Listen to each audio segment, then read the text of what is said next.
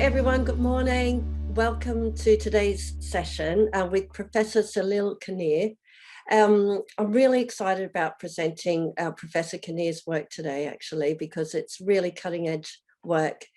Just to give a quick introduction to him, he's worked in the US and he's a professor here at University of New South Wales and a member of IFCYBER. He's done a plethora of work looking at Internet of Things, cyber physical systems, blockchain, pervasive computing, machine learning. I mean, I don't know if you ever sleep at night, Salil.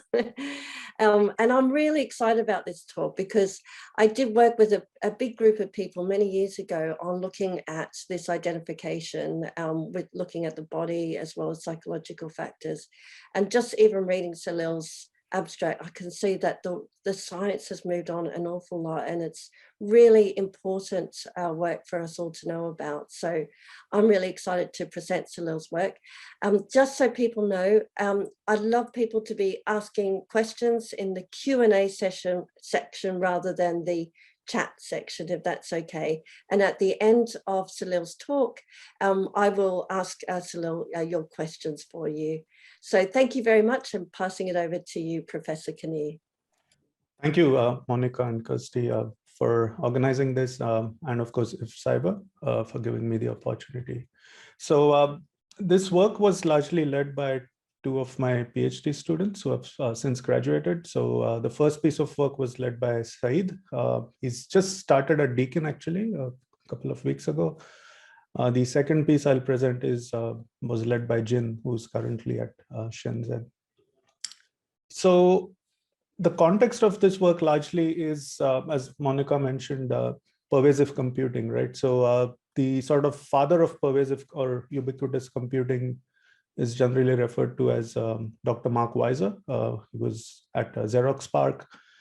And he came up with this notion that you would have all these sensors or what we call IoT devices embedded everywhere, which would be collecting all sorts of ambient information, which can then get analyzed and processed, and certain actions can then be manifested in our environment. And the key point he was making was all of this should just exist without us noticing it. So essentially the pervasive computing infrastructure becomes embedded in our ambient spaces.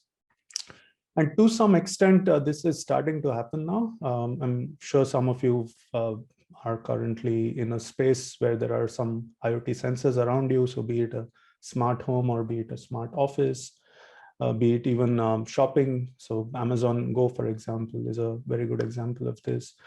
Beyond that, we also have a lot of elderly individuals living by themselves in their homes, and they are assisted by all sorts of IoT devices, monitoring their behavior, essentially trying to estimate if they're having some health problems. So broadly speaking, you can sort of the way I'll pitch this talk is two settings, right? So we have a typical setting, which most of us are very familiar with. So when we are entering a secure space, be it an office building, be it your housing complex or so on and so forth, you typically need some way to authenticate yourself before you are given access to that space. And the second sort of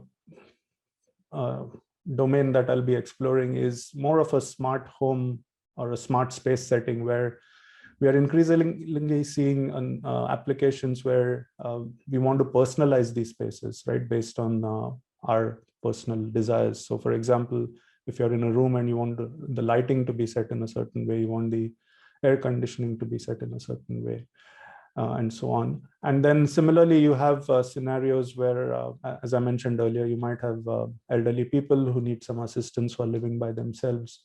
And you need the space to sort of recognize who the person is in order to make adjustments that are better suited to their needs. So that's how sort of I'll be pitching this work. Now, where are we at currently, right? So if you look at that first scenario where we are trying to enter spaces, I mean, most of these things have been in existence for years, right? I mean, in many buildings today, we still use swipe cards, right? And as we all know, I mean, we are all cybersecurity researchers, so we kind of know that's not a very secure way to access these spaces, or even PIN codes for that matter. We are seeing some sort of new technologies being used, so things like smart locks and so on and so forth. But again, we've found a lot of problems with all of these because they can be hacked and so on and so forth. There's also a fair bit of biometrics now being used. I mean, all of us use that on our phones, for example. So of course, fingerprints have been around for some time now. However, it's not too hard to actually fake fingerprints. There's lots of YouTube videos you can find. This is something I picked off YouTube, where they'll show you how to actually fake someone's fingerprint, and it works for the most part, right? There's also face recognition, again, used on phones and various other scenarios. And again, hackers have shown that this can be manipulated using pictures and sort of creating masks and so on and so forth. Another technology that's coming up is iris scanning, where the idea is to scan the iris of your eye. It's been used in some niche phones, and this also has been shown to be prone to hacks. So in this first piece of work, I'll be focusing on this setting where we are trying to get access to a particular sort of space or a device, for example. And in that context, we presented earlier this year this work called vein ID. So the idea is that we are trying to use vein patterns to identify individuals.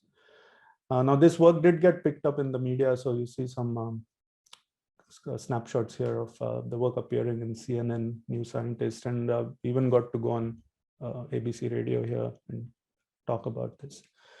So the contribution really was to demonstrate that we can use vein patterns to identify individuals, and mainly we can do this on commodity hardware. So in the past, there has been work on this, but that requires a lot more specialized hardware than what we were trying to do. And we actually demonstrated all this through a proof of concept. So these are some pictures of some past work that have been done in this space. So here on the left, you see one of the first works in this space. And this is a very complex piece of hardware. It's got like 48 infrared LEDs and a CCD camera. And then we've noticed there are some banks, for example, that are using some of this technology. But again, all of this is fairly proprietary, and it's specially designed for their purposes. So what we really wanted to explore was, okay, we are seeing a lot of depth cameras now appearing on the market for various reasons, because they've got the fact that these cameras give you the depth of what you're capturing can be very useful for all sorts of computer vision applications, right? So a very good example is collision avoidance in autonomous vehicles. So our idea was to try to use these off-the-shelf cameras to see if we could actually get this to work. So what we actually used in our experiment is what's shown there, or maybe you can see this here. So this is this Intel RealSense camera. And of course, there are other examples of this. Some of the Samsung phones have depth sensors. Some of the webcams also come with depth sensors, and so on and so forth. So the setup that we envisioned was what's depicted here, right? So you might have a depth capturing depth camera type device. We illustrate that as a phone, but it could be any small embedded device. And we asked the user to essentially place their hand on a certain surface at a roughly fixed distance from the camera and make a fist. And the reason we ask people to make a fist is because if you make a fist right now and look at your hand, you'll see that your veins kind of pop out. And the second reason being, by making a fist, the portion that we're trying to capture, the vein pattern, actually pops up compared to the rest of the surface. So we can actually use that depth information to focus on the veins and then extract them. So this is the pipeline that we use. We capture two images, a depth image and an IR image. And I'll walk you actually through some of these steps. I won't spend too much time on this. There's one bit that I'll not focus on in this talk, just for the sake of time. There's this intruder detection module, which we've also designed. And the reason we need this is because if you look at most sort of identification or classification algorithms, right, they'll try to classify an individual to one of the sort of enrolled samples, essentially the closest resembling individual. And we don't want that to happen, right? We want an individual who's not enrolled in the system to be detected as an intruder. So for that, we had to design a secondary classifier to be able to detect the intruder. So I'll skip that bit in this talk. So here you see two images. This one is the infrared image, essentially, that's captured by the infrared sensor. And this is the depth information that we obtain, right? And both are captured at exactly the same time. So as you already can see in the infrared image, you can kind of very clearly see the vein patterns already emerging. And here we are just seeing some depth information. And I mean, it's a bit hard to see here, but this dark part is sort of indicating that it's raised compared to the rest of the surface. So we use some very simple heuristics to be able to focus on the region of interest, which is the vein patterns that we are trying to extract. And we try to estimate the hand boundary. So this is all done based on the depth information, because it's fairly straightforward to do this using some simple thresholds. And then we can exclusively focus on the hand boundary and remove the rest of the image. Now, once we do that, we need to zoom in and pick out the exact vein patterns. So here again, we leverage the fact that the veins are illuminated in a different way by the infrared image. So the pixel values corresponding to the specific veins in the picture are less than the values of the adjacent pixels that do not contain the veins, because the blood in the veins actually attenuates the infrared light differently compared to the other tissues in your arms. So that allows us to essentially extract out the vein patterns by just looking at the pixel values. So I won't go into the actual algorithm, but essentially we just create squares and we try to estimate the average, and based on that we can extract out the vein. So this is actually the output of this algorithm, where you already see the vein pattern sort of emerging very nicely, but however, it's still fairly noisy because you can't directly use this for identification. Next, we focus on connected components. This is again a very standard computer vision algorithm. I won't get into all the details here, but the idea being you try to find a connected pattern in that noisy image. And you'll see that the most dominant one essentially is the one that contains this whole sequence of veins on your arms. So we can then use this connected component algorithm to extract out that particular vein pattern.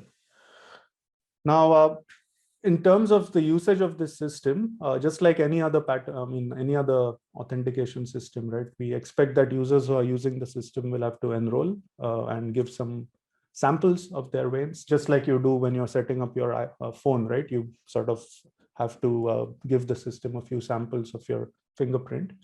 So similarly, we assume you would go through a training phase where we would collect a few samples from the users, and then the next, all of those images would go through that same pipeline, and now we need to do the actual identification, right? So we need to identify this test pattern and match it against one of the individuals who's enrolled.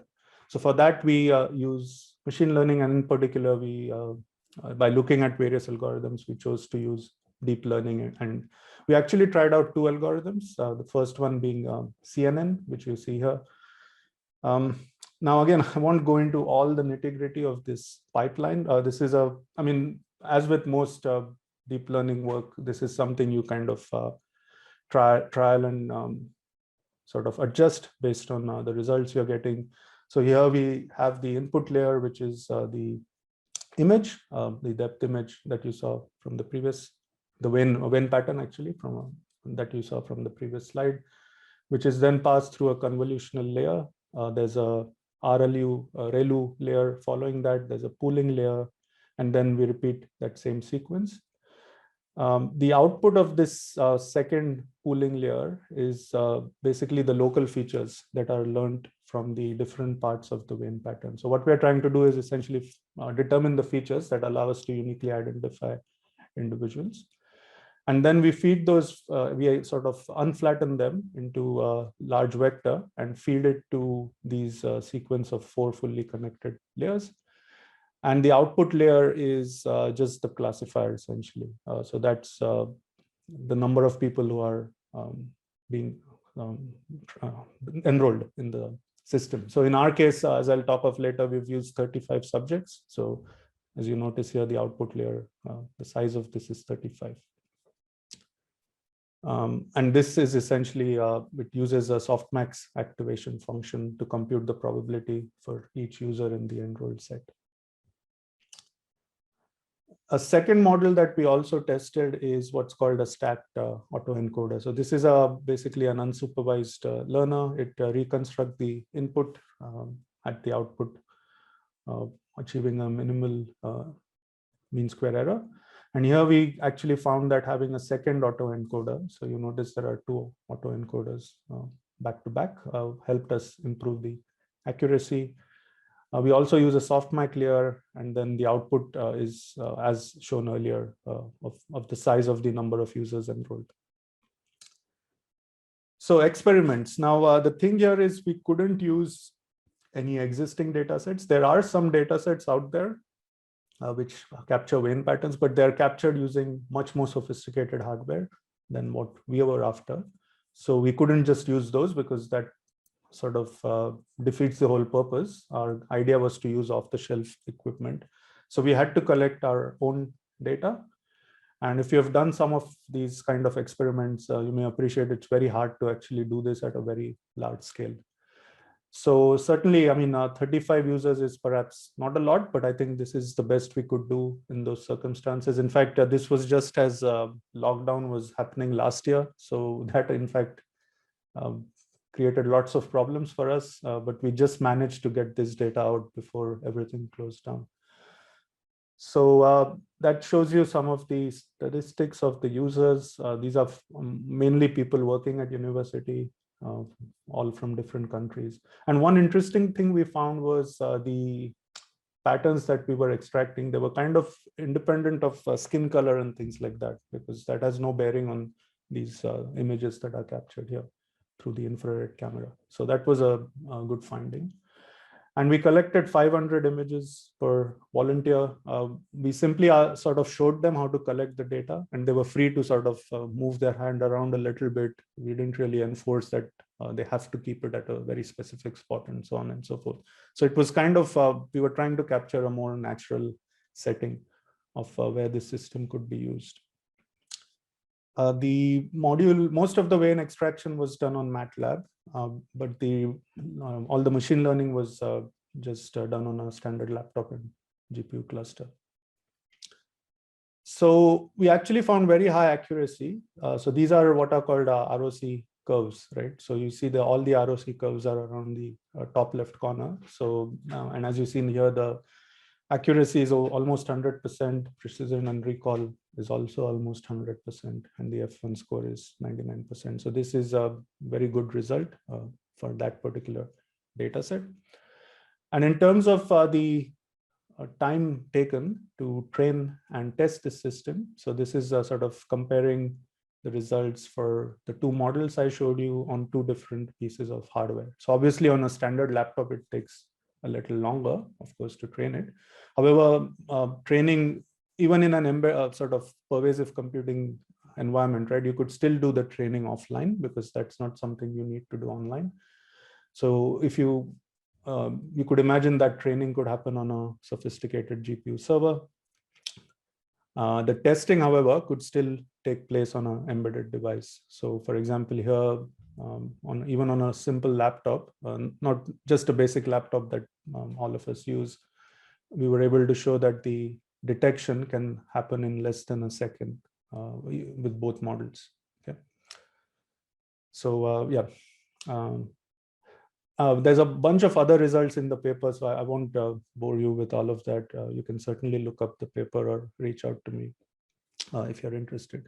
So I'll move now to the second bit of the work. So this was more sort of a single shot authentication, if you may. This second piece of work is looking at a more sort of pervasive setting where you have people sort of in a smart space and you're trying to detect these people as they may be moving around, coming in, and so on and so forth. So this work, we've actually gone through 2 iterations of this. The first very preliminary work was published about 3 years ago, this paper called Wi-Fi ID. And since then, we've been doing a lot of refinements. And the work I will present today is this refined work that you see here.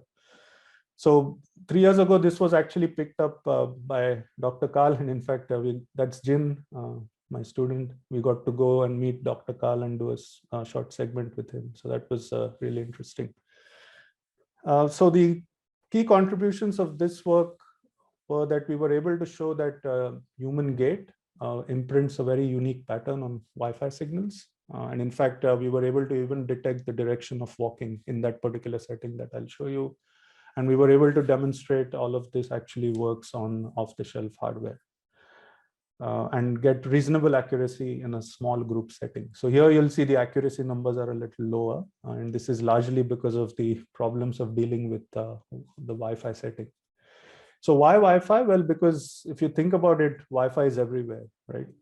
It's all around in your living spaces, in your workspaces, in shopping centers, anywhere you go, there's Wi-Fi, right? So this, for example, shows you a screenshot of the access points I see in my apartment, right? And it's very typical to what you might see where you live, right?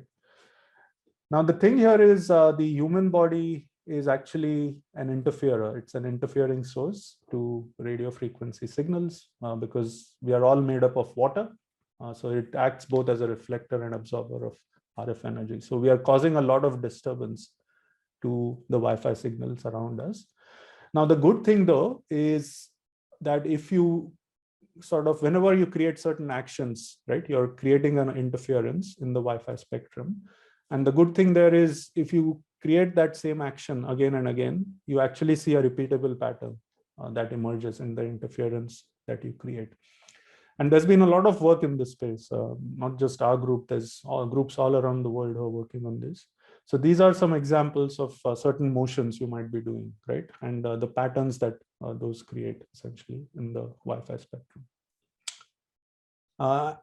Now, in order to do some of this work, you need to sort of go and pull out what's called the fine-grained channel state information that's actually used by the Wi-Fi protocols to improve transmission. So if you look at the current Wi-Fi standards, when you're transmitting on a particular channel, that channel is broken down into multiple subcarriers. So there's this physical layer technology called OFDM, orthogonal frequency division multiplexing, which splits up the channel into these subcarriers, and that allows the Wi-Fi communication to be more resilient to interference and also achieve higher throughput.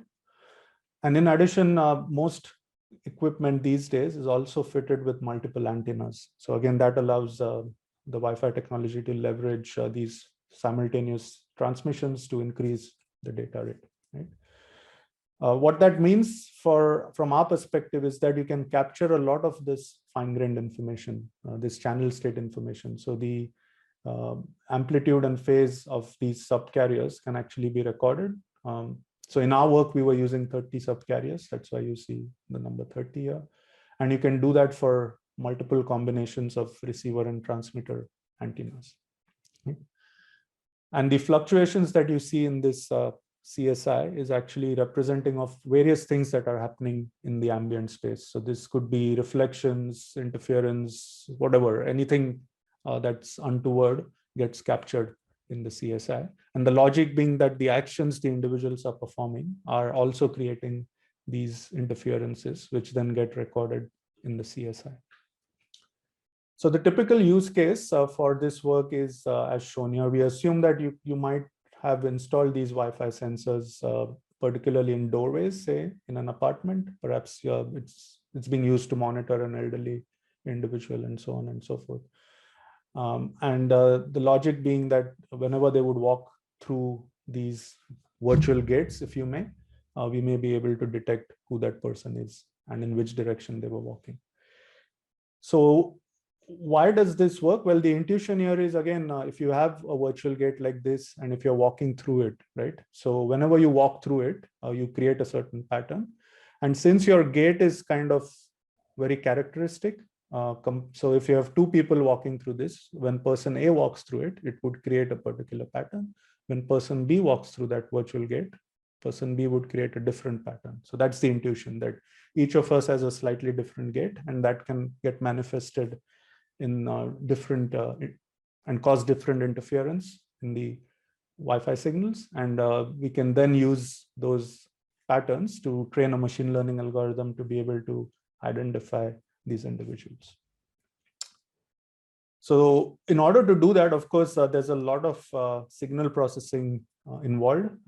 So this is actually the pipeline that we use. And again, as with any of this work, we assume we can train the system, right? So we collect some training data for the individuals, and then we build the model, test it using actual testing data. So this is the pipeline. I won't go into all the nitty-gritty here. There's a bit of, as I said, signal processing involved. So we capture the signals in that particular setting that I showed you. Then we do some silence removal, essentially, which allows us to just zoom in on this pattern here, where the signal is most dominant as the person walks. Then we actually estimate the direction of walking. We can actually, our system can tell if the person is moving left to right or right to left based on the variations in the signal.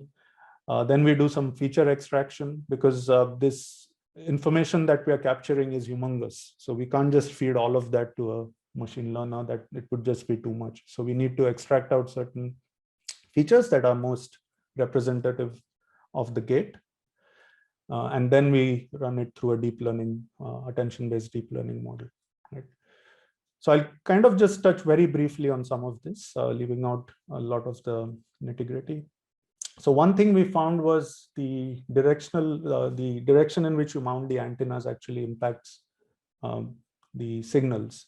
So we found that if you mounted the antennas in a horizontal direction, now of course this is a sort of expanded view. If you look at a Wi-Fi router, there's you can imagine those antennas that you see, right? So that's what we refer to here.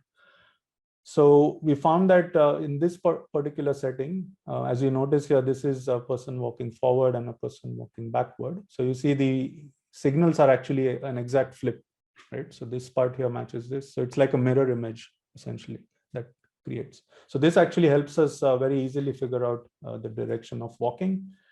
So here we use something called principal component analysis, which allows us to reduce the amount of data that we try to process. And then we use the short-term energy over successive frames, and basically use least square optimization to estimate the direction. So very simply put, we look at the slope. And if the slope is increasing, it means the person is walking left to right. If the slope is decreasing, it means the person is walking right to left. Then we focus on trying to find out what features are most representative of the individual, of the gait, essentially, as they're walking through. So here this is showing you some spectrogram, essentially converting the signals to the frequency domain. And we've found that in a particular band, this particular band was most discriminating amongst the individuals. So we look at some very basic spatiotemporal features. And these are the 10 specific features that we've actually used. Next, we use deep learning, and in particular, we use an attention model. So this first calculates the importance of the feature weights of the different type of features that I showed you, and then exploits this feature projection network to focus on effective features that help us discriminate amongst the individuals. And this is also independent of the walking direction. And then we feed it through a combination of ResNets and RNN to extract the spatiotemporal patterns in the CSI. So again, I'll leave out all the nitty-gritty here. We can discuss this offline, or I can point you to the paper. Now, in terms of the experiments, again, this was restricted to a university setting. So this is showing you some pictures, for example, how we collected the data. So We just used, again, standard off-the-shelf devices, a router, a simple laptop to do the measurements, and just university students to test this system. So here are some details that you see there. The first thing we, of course, check is the walking direction estimation, which was fairly high, 92%. And then we test how good is the accuracy of the system. So this down here is showing you the accuracy of the system as a function of this group size. So essentially, you're trying to identify one individual out of a group of n, and n was varied from, say, 6 to 20. So as the size of the group increased, the accuracy did drop. So this is something that we are still need to work on, but it's still promising. I mean, if you look at 20 group setting, we are still able to get close to 80% accuracy. We do notice so this is the confusion matrix. So we do notice there are certain individuals in particular that are giving us low accuracy, and we kind of, these individuals we noticed are essentially of the same height, very similar structure, and so on and so forth. So apparently and perhaps their walking gait is very similar as well, right? So that led to this. Professor Kanhere will need to wrap it up. Do you mind doing it? Thank you. Sorry. Perfect. So yeah, so in fact, that's all I have to say. There's a few things I'll just quickly highlight some other work we've been doing. So with this wireless stuff, we've been able to show that we could actually monitor your breathing rate in a restricted setting. We have also done a lot of work on using these patterns to do second factor authentication. So for example, if you ask an individual to sign their signature in the air, right, that also could be picked up through the disturbance they cause. And we are able to actually recognize the individual by doing that. We were able to also show we can detect your cardiopulmonary activity in this context. So few last words here. So there are certainly a lot of pervasive computing applications emerging, which require us to know the identity of the individuals. And in these sort of settings, it is highly desirable to do authentication in a non-intrusive manner. So I think that's where this whole idea of using Wi-Fi signals is very attractive. But of course, there's a lot more to be done. So for example, all our systems assume that there's a single person in that room, right? As soon as you have multiple people, the system doesn't work. So there's a lot more work to be done to make this work in a real practical setting. Of course, testing it out with larger users would also be nice. And then the flip side of all this is the privacy, right? Given that all of this can happen without the individual even knowing that it's happening, there are certainly some privacy discussions to be had around it. So yeah, thank you. Thanks for your attention. Thanks for your time. Happy to take any questions or comments. Professor Kanhere, thank you so much for such an excellent talk and showing us your cutting edge research with you and your team. It was really, really interesting. And I know there's probably a lot more we can learn from you. And I look forward to that in the future as well.